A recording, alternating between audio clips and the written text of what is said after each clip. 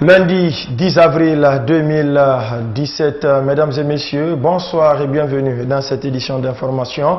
Il aura fallu 48 heures pour l'équipe gouvernementale dirigée par Mamadi Youla de faire le bilan des actions menées en 2016 et de faire une projection pour la nouvelle année. Il faut dire que cette opération d'évaluation appelée retraite gouvernementale a permis à chaque ministre de passer devant les autres et d'expliquer sans langue de bois ce qui a marché et ce qui n'a pas marché.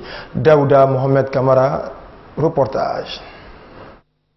Comme l'édition de 2016, celle-ci aussi s'est déroulée sous la modération de l'ancien Premier ministre sénégalais Mohamed Lamine Loum. Et selon Mamadi Youla, ces 2 jours ont permis de faire la véritable autopsie des activités de l'année écoulée dans chaque département et tracer de nouvelles priorités. Nous avons fait un bilan sur l'année. Qu'est-ce qui a bien marché? Qu'est-ce qui a moins bien marché? Mais aussi, on s'est dit qu'en 2016, nous avons commencé à préparer le programme national de développement économique et social, qui va devenir le cadre stratégique dans lequel va s'inscrire l'action du gouvernement au cours de la période 2016-2020. Donc il était important d'aligner l'ensemble des politiques que nous menons dans ce cadre stratégique du PNDES. Pour le Premier ministre, cet exercice revêt un caractère important en ce sens que le séminaire répond aux préoccupations communes d'amélioration de la gouvernance. Cette gouvernance doit s'adosser à la nouvelle dynamique du PNDS. Le renforcement de l'état de droit et du jeu démocratique, les secteurs sociaux, le développement rural, les infrastructures et bien d'autres ont fait l'objet d'une attention toute particulière. Les insuffisances relevées seront corrigées et mises en conformité avec la programmation de l'année en cours. Mesdames et messieurs, ce séminaire est aussi destiné à rendre compte à nos populations du travail que nous faisons au gouvernement. C'est aussi une façon concrète de répondre à l'exigence de redevabilité à laquelle nous nous sommes tous engagés. Au sortir des 48 heures de réflexion, le Premier ministre engage de nouveau les membres du gouvernement pour le bonheur des Guinéens. Je vous invite à veiller au respect des engagements pris pour assurer avec détermination le bien-être de nos populations. C'est l'objectif ultime que nous assigne Monsieur le Président de la République, le professeur Alpha Condé. Mesdames et messieurs, les objectifs prioritaires assortis d'actions phares que nous venons de passer en revue consolideront les programmes de réforme institutionnelle et de réalisation d'infrastructures et partant de développement. Aussi, la période de stabilité politique et de cohésion sociale que nous connaissons depuis l'avènement du président de la République devrait être renforcée dans un tel contexte de travail et avec des résultats à la clé. Les jours à venir, le chef du gouvernement s'engage à respecter le principe de redevabilité qui est toujours d'informer la population sur les actions gouvernementales faites en son nom. Budget insuffisant, policiers mal formés et sous-équipés, à cela s'ajoute le ratio un policier pour 2000 habitants au lieu d'un policier pour 200 personnes. Voici l'image que présente aujourd'hui la police nationale. Elle a été présentée par le chef du dit département, Maître Abdul Kabele Kamara, au cours de ce séminaire gouvernemental. Les temps forts avec Soare Boubacar. Avec pourtant un budget de 323 milliards de francs guinéens, mais pour le ministre, 58 milliards sont destinés au carburant et au fonctionnement du département. La différence, c'est-à-dire près de 265 milliards sont destinés au paiement des salaires. Une situation qui, selon le ministre Abdul Kabele Kamara, impacte négativement sur le fonctionnement même du secteur de la sécurité et de la protection civile. Le faible ratio de la police et de la protection civile qui est actuellement de 1 policier pour 2000 personnes, alors que la moyenne est de 1 policier pour 200 personnes. La concentration à outrance des 2 tiers des effectifs de police et de protection civile à Conakry, privant ainsi le reste du pays de couverture sécuritaire appropriée. L'inadéquation entre la nomenclature budgétaire et les structures du département qui a généré et entretenu d'énormes difficultés financières. Les services de recherche et d'intervention CMIS, BAC, BRB, BRI n'apparaissent pas dans la nomenclature budgétaire alors que leur fonctionnement requiert énormément de ressources. Manque de formation de tout genre depuis plus d'une décennie. La police est sevrée de la formation. La quasi-absence d'unités de protection civile, vieillissement des effectifs de la police routière. Malgré ces difficultés, le département s'est fixé tout de même des objectifs à court et moyen terme avec les moyens de bord. Ce sont notamment lancement de la carte nationale d'identité biométrique, le recrutement de 631 agents et officiers de police et de protection civile, la poursuite de la rédaction des textes réglementaires et leur vulgarisation, la poursuite des efforts de formation de l'ensemble des fonctionnaires de police et de protection civile en activité et en voie de recrutement, la mise en place du fonds social pour améliorer les conditions de vie des policiers et des agents et officiers de la protection civile, la féminisation et le rajeunissement des effectifs de la police routière, la mise en place des comités locaux de prévention et de répression de la délinquance dans les 5 communes de Conakry, l'élaboration et la validation d'une politique nationale de lutte contre le crime organisé, la révision de la nomenclature budgétaire du ministère de la Sécurité et de la Protection civile qui est une action phare, je vous l'ai signalé tantôt. La poursuite des efforts liés à l'implantation des unités de protection civile et des services incendies tant à Conakry qu'à l'intérieur du pays. Tous ces objectifs tiennent à cœur le ministre de la Sécurité et de la Protection civile si les moyens sont bien sûr mis à sa disposition.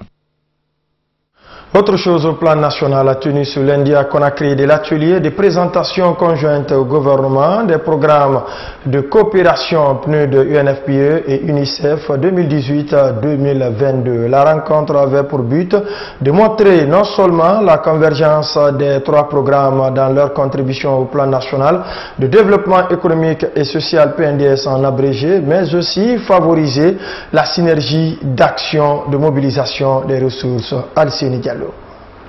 Ce sont 3 agences du système des Nations Unies qui ont décidé d'accompagner les autorités guinéennes dans la mise en œuvre du plan national de développement économique et social PNDS qui vise à améliorer les conditions de vie des citoyens à travers la promotion d'une croissance forte, durable et inclusive. C'est dans ce sens que le PNUD, l'UNFPA et l'UNICEF ont présenté au gouvernement ce lundi les tenants et les aboutissants de ce programme de coopération. L'atelier qui nous réunit aujourd'hui vient donc couronner un processus de dialogue inclusif et fructueux entre le gouvernement de la Guinée et les agences du système des Nations Unies.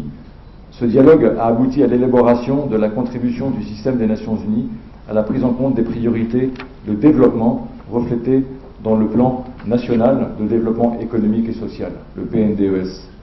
Ce processus a débuté par la formulation du plan cadre des Nations Unies pour l'aide au développement, qu'on appelle UNDAF, 2018-2022, qui constitue le cadre unifié stratégique d'appui de tout le système des Nations Unies au gouvernement de la Guinée, aligné sur le PNDES. Ce programme de coopération présenté permettra aux 2 parties d'atteindre les résultats prioritaires inscrits dans le PNDES. Et pour le représentant de la coordinatrice pays du système des Nations Unies, ce plan commun d'appui compte renforcer la coordination, la synergie d'intervention des fonds alloués afin d'accroître l'impact de ces 3 agences dans le pays. Et dans ce document présenté aux autorités, 3 domaines stratégiques ont été retenus. La promotion de la bonne gouvernance au service du développement durable, la transformation économique et la gestion durable du capital naturel et le développement inclusif du capital humain. Ces domaines stratégiques ont été déclinés dans les 3 documents de programme de pays, du PNUD, de l'UNFPA et de l'UNICEF, à travers une approche participative impliquant toutes les parties prenantes. Nous espérons que la présente assise sera également une excellente opportunité pour les ministères sectoriels concernés de renforcer cette synergie d'action que l'ensemble de ces programmes vise à développer. Pour la ministre de l'Action sociale, de la promotion féminine et de l'enfance, ces 3 programmes de coopération ont fait l'objet de plusieurs revues régulières tout au long de la période 2013-2017, d'où son appel au département sectoriel de tout mettre en œuvre pour son enrichissement. Au terme de vos travaux, vous devez confirmer la convergence des 3 programmes pour le quinquennat 18-22 quant à leur contribution à la mise en œuvre du PNDS. C'est pourquoi je voudrais vous inviter à accorder une attention soutenue aux travaux de cet atelier avec ambition de mettre en œuvre les principes de unis dans l'action. Et les différents points de vue de ces assises seront pris en compte afin de faciliter les actions et d'atteindre les objectifs de la vision 2017-2022, a ajouté Sanaba Kaba. Même si on ne connaît toujours pas la date des prochaines élections locales en Guinée, les citoyens à la base veulent participer activement à ces consultations électorales. Cela se traduit par un intéressement à travers les candidatures indépendantes. Le dernier cas en date, c'est celle de Djené Kondé Kamara qui manifeste le désir de briguer la mairie de Matam. Ça, à Louyambuno.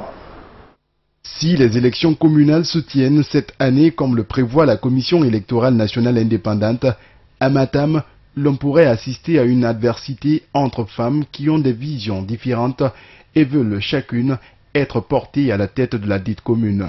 C'est ce que nous laisse croire Madame Djené Kondé Kamara qui a annoncé elle aussi sa candidature indépendante pour briguer la magistrature de cette circonscription.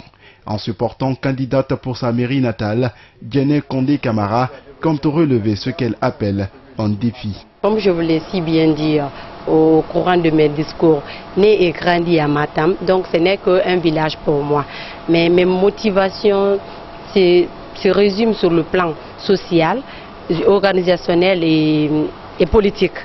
Sur le plan social, je mets l'accent sur l'insécurité qui domine cette commune, qui empêche les hommes d'affaires d'en faire un quartier résidentiel. Ça me met hors de moi.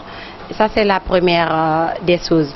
La deuxième, n'eût été la campagne organisée tout récemment par le gouvernement pour l'embellissement, la commune n'avait plus de carrefour digne du nom. Grâce à cette campagne, on est aujourd'hui face aux bons endroits à Matam. Ce sont quelques grandes lignes qui me poussent à venir faire sortir les habitants de Matam dans l'ornière, parce que c'est des défis pour moi, il faut les lever. Matam, une commune où la population est majoritairement constituée de jeunes et de femmes, comme partout d'ailleurs à Conakry, notamment dans les quartiers au bord de l'Atlantique, les conditions de vie restent précaires.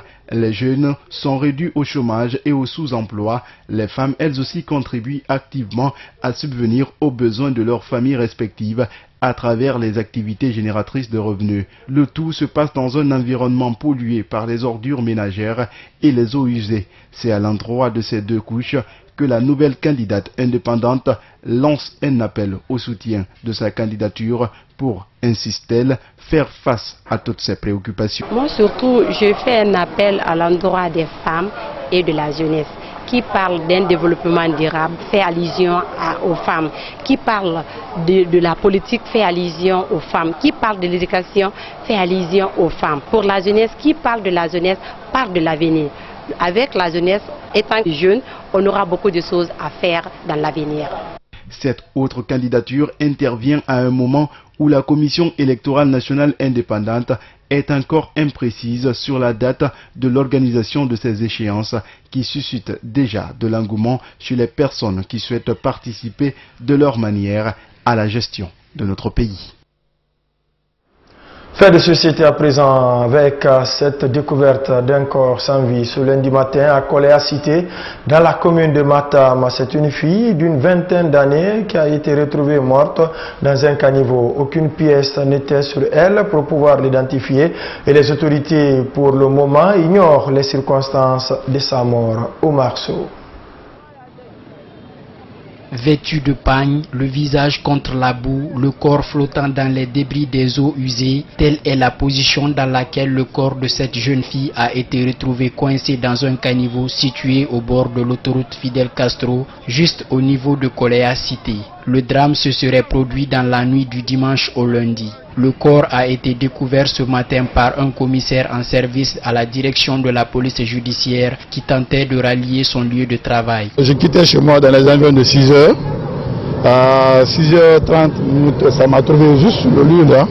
J'ai trouvé que la dame, j'ai trouvé 2 dames qui étaient là et regardaient au caniveau quoi. Donc je me suis arrêté pour m'intéresser un peu de quoi il s'agit. Après j'ai trouvé un cadavre sans vie. Aussitôt alerté de la situation, le chef de quartier de la dite localité s'est rendu sur les lieux afin de s'enquérir des réalités. Du côté de Aboubakar Kamara, la désolation est totale et pointe du doigt la responsabilité parentale. Quand je suis venu, j'ai vu un corps, une fille d'une vingtaine d'années qui était dans le fossé. Je n'ai pas pu retenir mes larmes parce que souvent la faute revient à nous parents.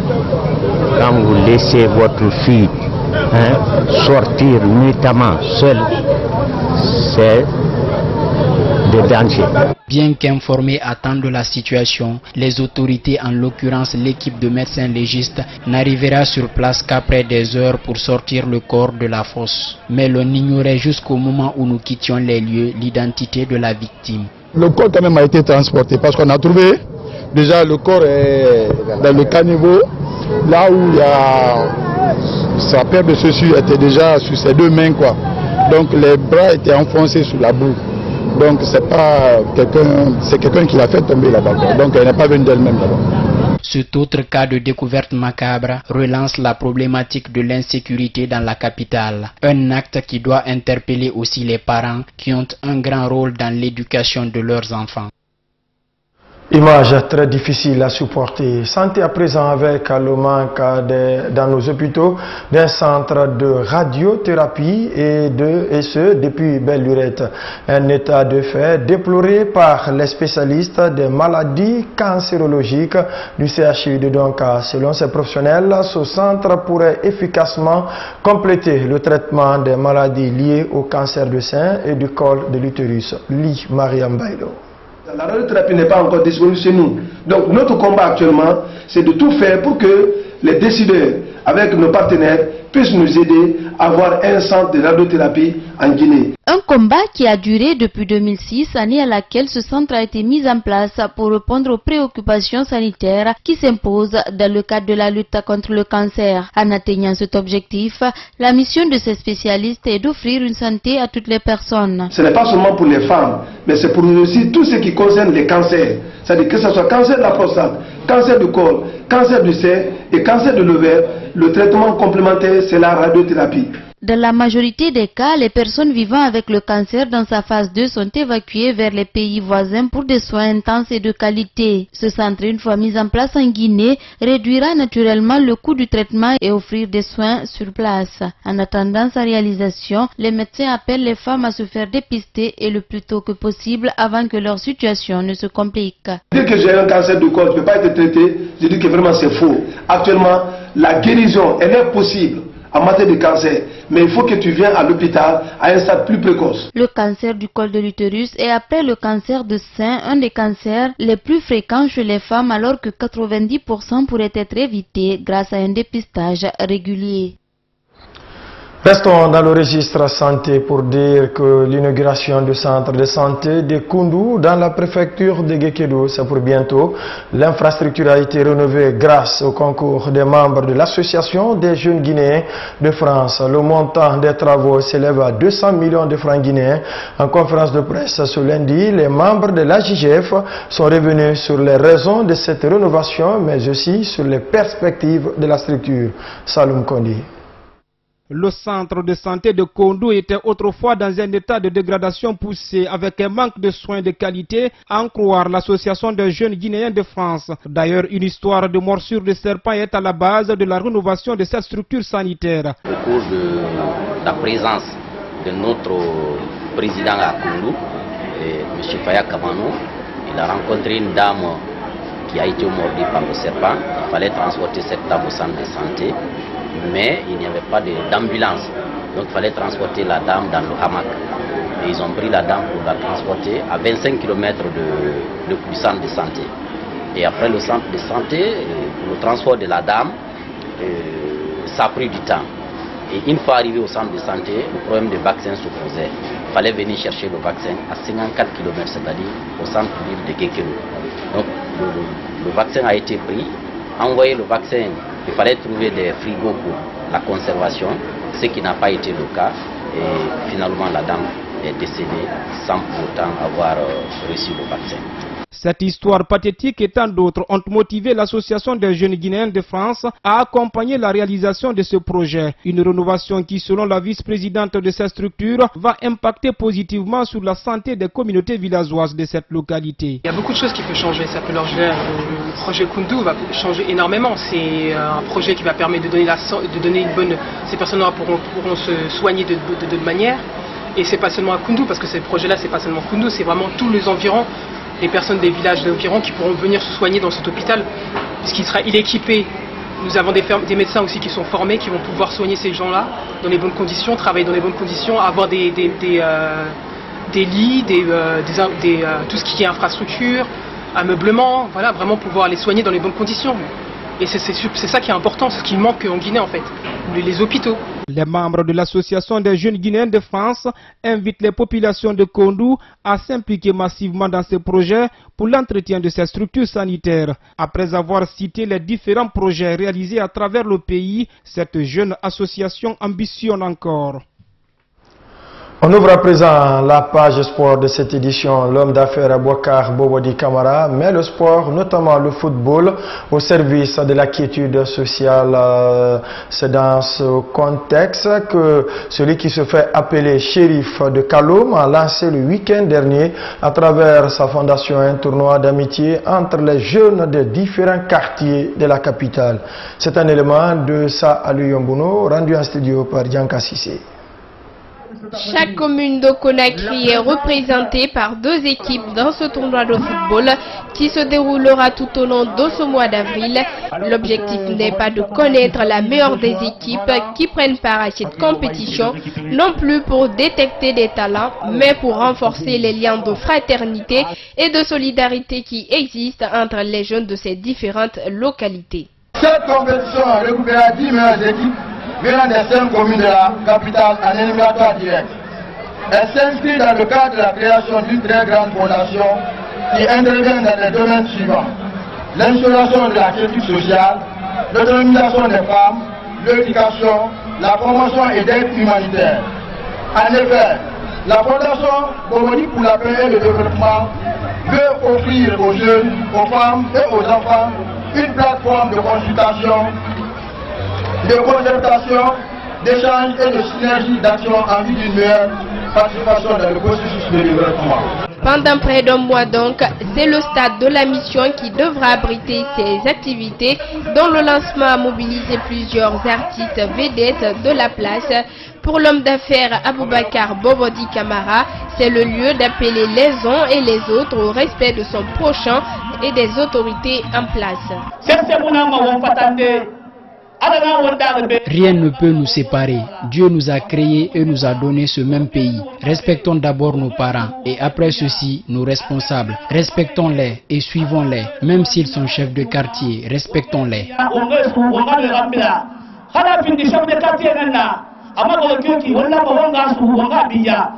Bobodi Kamara entend accompagner les autorités guinéennes dans la construction d'une Guinée apaisée pour un réel développement socio-économique, d'où d'ailleurs la création de cette fondation organisatrice de ce tournoi de football qui débute avec une victoire de la première équipe de Matam sur le score de 2-1. Renversé en coupe de la Confédération africaine de football, le Horé Athletic Club de Guinée a battu l'Ittihad de Tanger sur le score de 2-0. La rencontre qui s'inscrit dans le cadre des matchs de barrage aller de la Coupe de la CAF. On va écouter l'entraîneur des Rouges et Blancs. Première mi-temps, je pense que le 2-0 est logique. Bon, après la deuxième mi-temps, après 5 minutes difficiles, on a remis le pied sur le ballon et on a sorti quelques bons ballons avec Zidane et Mandela. Dommage qu'on n'a pas été lucide à l'approche des... Autant en première mi-temps, les 2 buts que l'on marque sont des belles situations bien préparées pour marquer, autant en deuxième mi-temps, on n'a pas fait ces mêmes gestes et ça nous aurait, si on avait pu les faire, on aurait sûrement pu marquer un 3e but. Par contre, l'entraîneur de l'équipe visiteuse explique sa défaite sur la qualité de l'arbitrage, malgré il se dit confiant pour la suite. Abdel Razak est au micro de Moussa Sefa Kamara. Tu vois, on a joué le football, on a propre et on a dominé presque. Tu vois, la fin du match, un quart d'heure à la fin, on a failli marquer 1 ou 2 buts, mais c'est pas grave. L'essentiel pour nous, c'est que l'arbitre, bravo pour l'arbitre parce qu'il a donné beaucoup de choses à l'équipe adverse en première mi-temps et en deuxième mi-temps. Et je félicite l'équipe adverse Houria. Mais ça reste le match retour chez nous, Inch'Allah. On va, Inch'Allah, arracher la victoire, Inch'Allah. Et puis, l'on a joué les finales de la Ligue de handball de Conakry ce week-end. Après 3 semaines de compétition en série filles et garçons, chez les hommes, l'équipe de l'AS Kaloum a dicté ses lois sur son homologue du Horea sur le score de 24 contre 21 points. Voyons tout cela avec Moussa Sefa Kamara. C'est pour rehausser le niveau de ce sport et mettre en jambe les pratiquants de cette discipline au niveau de la zone spéciale de Conakry que ce tournoi a été initié par la Ligue de handball de cette région. 8 équipes ont pris part à cette compétition, 4 équipes masculines d'un côté et 4 autres équipes féminines de l'autre. La finale série filles, c'est le champion en titre l'USG qui a déçu ses supporters en se heurtant sur le portier de l'Olympique à plusieurs reprises, très efficace en effectuant 8 arrêts dans la partie sur 16 tirs. Notre stratégie, c'était de renforcer notre stratégie en défense et finalement on a pu mettre en pratique ce que nous avons appris pendant les entraînements. Et hier, on a travaillé sur les faiblesses de l'adversaire et aujourd'hui ça paye. Chez les messieurs, si le capitaine de l'AS Kaloum handball reconnaît la supériorité de son équipe, tout de même le coach de l'équipe vaincue nous en dit autre. Honnêtement, on est plus fort qu'eux, ça fait plus de 4 ans qu'on est au-dessus d'eux. Au niveau de toutes les compétitions en Guinée. Dans un match, il faut un gagnant et un perdant. Aujourd'hui, on a perdu, mais on n'a pas démérité quand même. Pour le président de la Fédération guinéenne de handball, lui apprécie la qualité de l'organisation et le niveau du jeu des équipes participantes. Donc ça veut dire qu'à la base, au niveau de la ville de Conakry, les techniciens sont en train de travailler d'arrache-pied pour le résultat qu'on vient de voir maintenant là. Pendant les 3 semaines de compétition que nous avons vues, honnêtement le niveau du handball était là. Vous avez vu le score entre les 2 catégories. Il n'y a pas plus de 4 buts d'écart. Selon Bapaï Kamara, cette initiative sera élargie à d'autres ligues régionales du handball, telles que la région de Boké, Kindia et Mamoum. Après cette étape, un championnat national intégral se tiendra entre les meilleures équipes des différentes ligues. Et enfin, un tournoi de la fraternité qui regroupera toutes les formations sera aussi organisé dans une localité. Voilà, mesdames et messieurs, c'est la fin de cette édition. Tout le plaisir a été pour moi de vous servir. Vous serez en compagnie de Daouda Mohamed Kamara demain mardi. Quant à moi, il ne me reste plus qu'à vous dire grand merci et portez-vous bien.